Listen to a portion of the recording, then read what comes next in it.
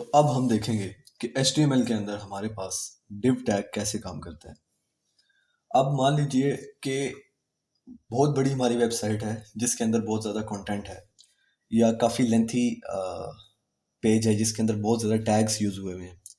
तो हमें उसको स्पेसिफाई करना पड़ेगा कि कौन सा सेक्शन किस चीज़ के लिए है हमारे पास।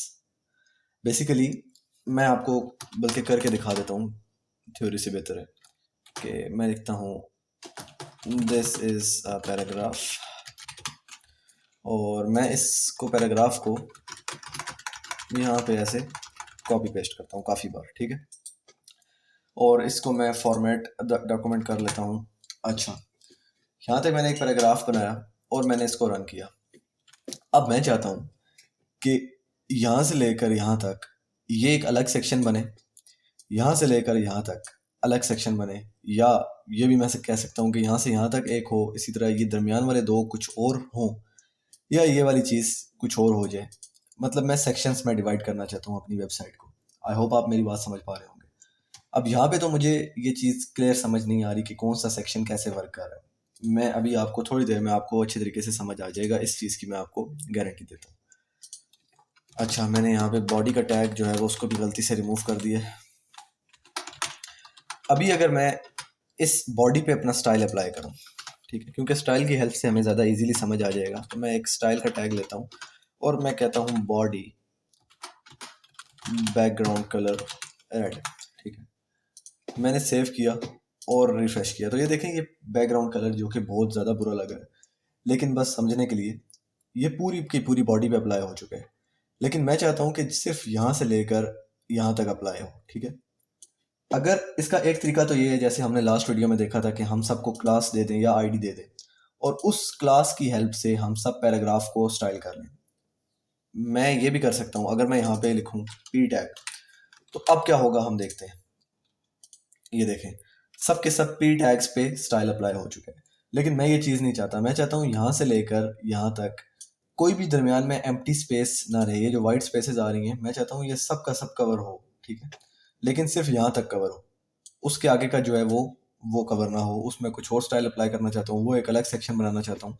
तो इस चीज़ के लिए हम डिव्स का यूज़ करते हैं, ठीक है। मतलब डिवाइड से निकला है ये लफ्ज़ डिव, ठीक है।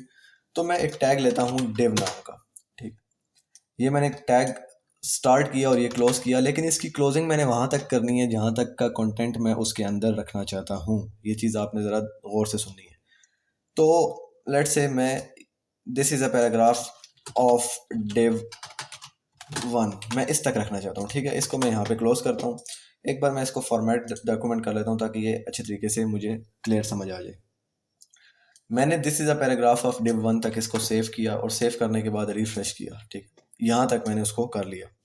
लेकिन अभी मुझे कुछ डिफरेंस उसमें समझ नहीं आ रही। वो क्यों नहीं आ रही? क्योंकि मैंने ये जो मेरा डिव है, इस पे कुछ भी स्टाइल वगैरह या कुछ भी डिफरेंट चीज़ अप्लाई नहीं की। अभी तक पैराग्राफ पे स्टाइल अप्लाई है और वो पैराग्राफ वेबसाइट के अंदर जितने भी पैराग्राफ आ रहे हैं उन सब में पैराग्राफ पे वो स्टाइल अप्लाई है।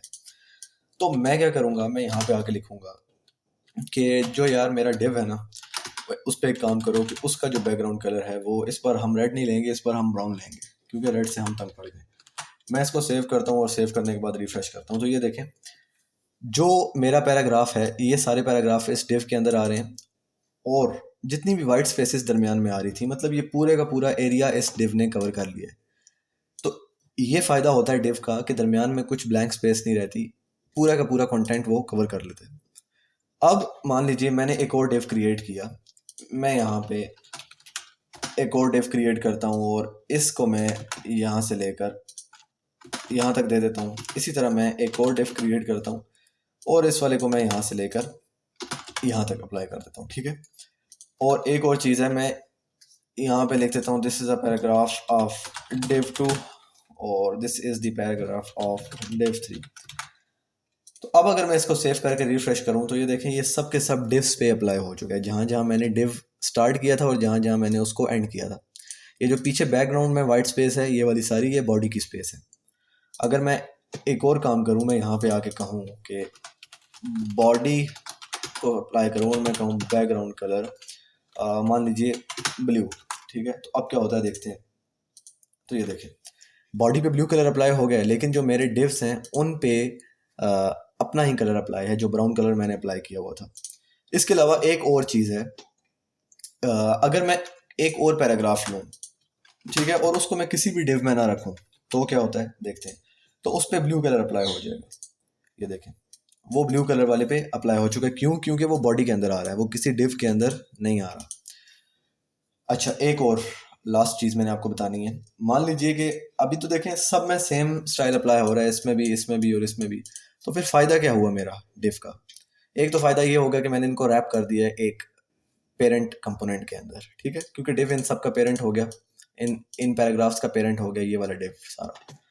तो दूसरा फ़ायदा ये है कि अगर मैं अलग अलग स्टाइल अप्लाई करना चाहता हूँ तो मैं वो भी कर सकता हूँ। वो कैसे कर सकता हूँ? मैं यहाँ पे इनको सिंपली क्या कर सकता हूँ, क्लास या आईडी दे सकता हूँ। मैं इसको क्लास दे देता हूँ div1, और इस वाले को मैं क्लास दे देता हूँ div2, और ये वाला जो है इसको हम कोई क्लास नहीं देते, ठीक है। तो मैं यहाँ पे आके कहूँगा div1 background colour green, div2 background colour black.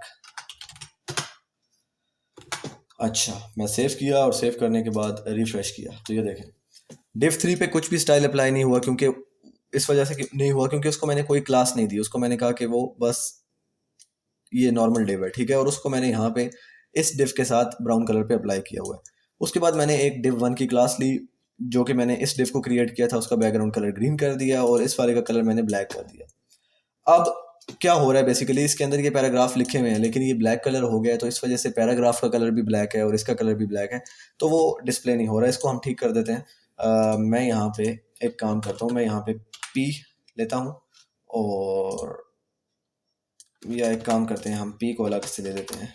P background colour, sorry background colour नहीं, इसका हम कलर लेंगे, कलर और वाइट। तो इसको मैं सेव करता हूँ। सेव करने के बाद रिफ्रेश किया तो ये देखें सब के सब पैराग्राफ वाइट हो गए हैं, लेकिन मैं सिर्फ इस वाले को टारगेट करना चाहता था, इस दरमियान वाले को। तो उसके लिए एक तो तरीका ये है कि मैं इसको एक क्लास नेम दे दूँ इस पैराग्राफ को, तो उस तरह भी हो जाएगा। या एक तरीका और है जिससे आपको डिफ की ज़्यादा बेहतर तरीके से समझ आएगी। मैं लिखूंगा .div2 और फिर p। इसका मतलब है कि इस div2 के अंदर जितने भी p आ रहे हैं उन सब का कलर वाइट कर दो। वो बाकी किसी का नहीं करेगा, वो सिर्फ उनका करेगा जो इस div2 के अंदर पैराग्राफ आ रहे हैं।